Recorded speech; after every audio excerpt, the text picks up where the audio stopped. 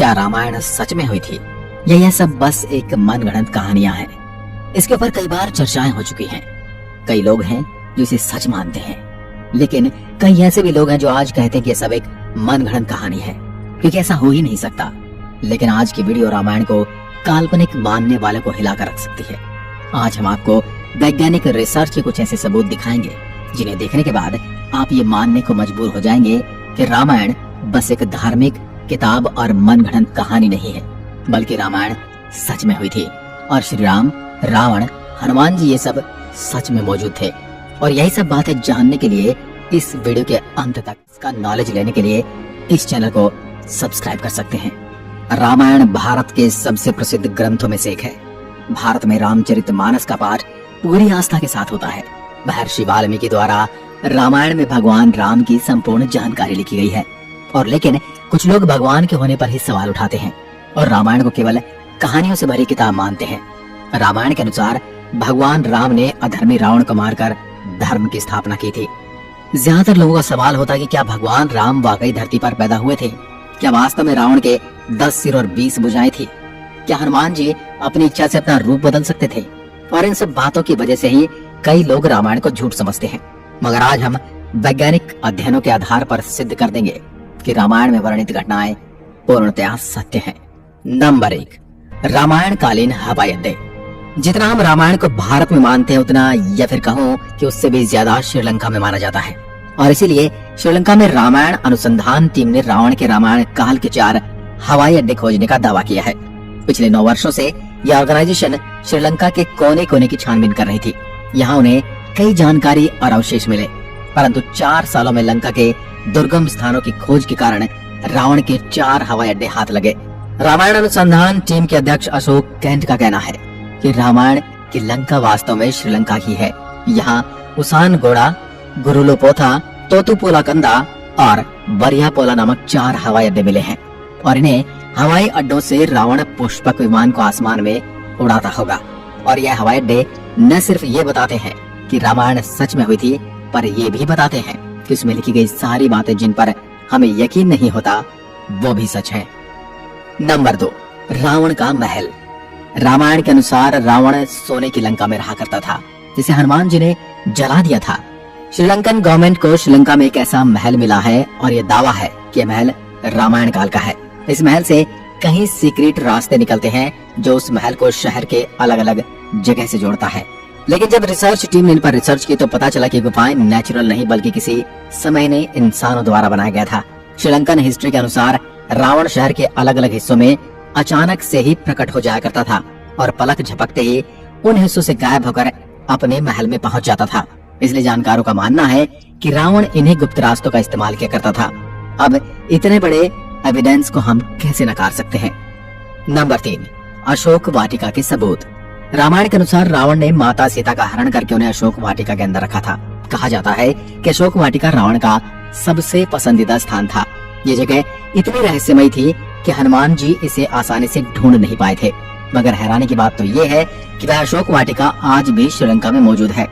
ऐसा माना जाता है कि एलिया पर्वत की एक गुफा में माता सीता को रखा गया था, जिसे सीता एलिया नाम से जाना जाता है।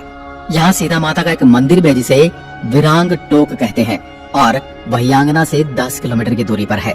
यहीं पर सीता जी का अपहरण कर पुष्पक विमान को उतारा गया था। मगर यहाँ पर जिस बात ने सबसे ज्यादा चौंकाया वो यहाँ मौजूद पेड़ हैं। रामायण ग्रंथ में इस बात का जिक्र मिलता है कि अशोक वाटिका में अशोक के वृक्ष बहुत ज्यादा थे, इसलिए इसका नाम अशोक वाटिका रखा गया था। अब जैसा रामायण में इस वाटिका के बारे में कहा गया था, वैसा आज यह गार्डन है, जो कि इसे हम रामायण कालीन एक सबूत मान सकते हैं। नंबर 4, द्रोणगिरी पर्वत। दोस्तों, रामायण में लिखा हुआ है कि युद्ध में जब मेघनाद द्वारा लक्ष्मण जी मूर्छित हो गए थे, उनकी जान बचाने के लिए संजीवनी बूटी की जरूरत पड़ी, जिसके लिए जड़ी बूटी लाने का जिम्मा हनुमान जी को दिया गया था। तब हनुमान जी संजीवनी बूटी लाने के लिए द्रोणगिरी पर्वत पर गए थे। हनुमान जी को जब संजीवनी बूटी का पता नहीं चला तो वह द्रोणगिरी पहाड़ के एक टुकड़े को ही उठा कर ले आए। मान्यताओं के अनुसार ये वही पहाड़ है जो आज भी वहाँ पर मौजूद है। कुछ लोग इसके बारे में कहते हैं कि आज भी उस पर्वत पर वह निशान मौजूद है जहाँ से हनुमान जी ने उसे तोड़ा था। लेकिन जिस पर्वत का जिक्र रामायण में मिलता है वहाँ आज मौजूद है। जड़ी बूटी देने के बाद हनुमान जी ने इस पहाड़ के टुकड़े टुकड़े कर इसे श्रीलंका में फेंक दिया था। जहाँ जहाँ इस पहाड़ के टुकड़े गिरे वहाँ के पेड़ पौधे और जड़ी बूटी बाकी जगहों से अलग होती हैं। और सच में श्रीलंका में कई कमाल की जड़ी बूटियां मिलती हैं। श्रीलंका में हिमालय की जड़ी बूटियों का मिलना इस बात का पर्याप्त सबूत है कि लक्ष्मण जी को संजीवनी देने की घटना पूर्ण रूप से सत्य है, क्योंकि ये जड़ी बूटियों के पौधे उस स्थान पर मिले हैं जहाँ पर लक्ष्मण जी को संजीवनी दी गई थी, जबकि दूसरे हिस्से में इस प्रकार की कोई जड़ी बूटी नहीं मिलती। नंबर 5, राम सेतु। रामायण सच में इसका सबसे बड़ा प्रूफ है राम सेतु। राम सेतु को एडम्स ब्रिज भी कहा जाता है और इसके बारे में पक्का सबूत तब मिल गया जब नासा ने सैटेलाइट तस्वीरें जारी की। पैसिफिक ओशियन की तस्वीर में कुछ ऐसा था जिसे देखकर वैज्ञानिक भी हैरान रह गए। पैसिफिक ओशियन के हिस्से में साफ तौर से पत्थरों की एक लाइन बनी हुई नजर आ रही थी।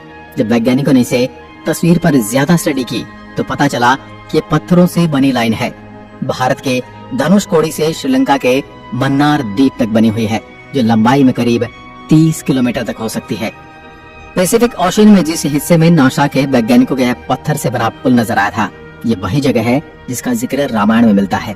और अमेरिका के एक आर्कियोलॉजिकल रिसर्च टीम ने भी अपने रिसर्च में इस बात का दावा किया था कि तमिलनाडु और श्रीलंका के बीच मौजूद राम सेतु वो असल में एक मैन मेड ब्रिज है, जो कई हजार साल पहले इंसानों ने बनाया था।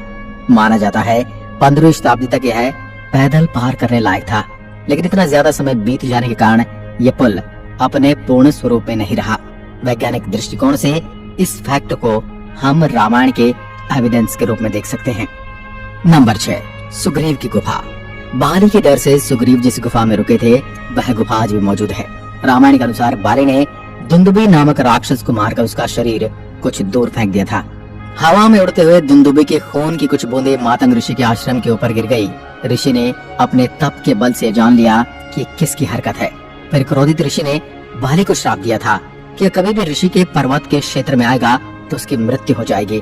सुग्रीव को राज्य से निकाले जाने पर वह इसी जगह पर आए थे, क्योंकि वह जानते थे कि बाली यहाँ नहीं आ सकता। यहीं पर उनकी मुलाकात राम जी से भी हुई थी और बाद में राम जी ने बाली का वध किया था और सुग्रीव को किष्किंधा का राज्य सौंप दिया था। और ये सारी गुफाएं आज भी मौजूद हैं। नंबर 7, राम सेतु के पत्थर।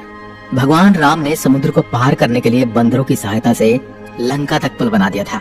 कहा जाता है कि इस पुल के माध्यम से श्री राम की पूरी वानर सेना रावण से लड़ने लंका गई थी। मगर हैरानी की बात तो ये है कि राम सेतु में इस्तेमाल किए जाने वाले पत्थर आज भी मौजूद हैं। राम सेतु पुल के पत्थर पानी पर तैरते थे। रामेश्वरम में सुनामी के दौरान कुछ पत्थर जमीन पर आ गए थे। शोधकर्ताओं ने जब उन्हें दोबारा पानी में फेंका तो वह तैर रहे थे, जबकि दूसरे पत्थर पानी में डूब जाते थे।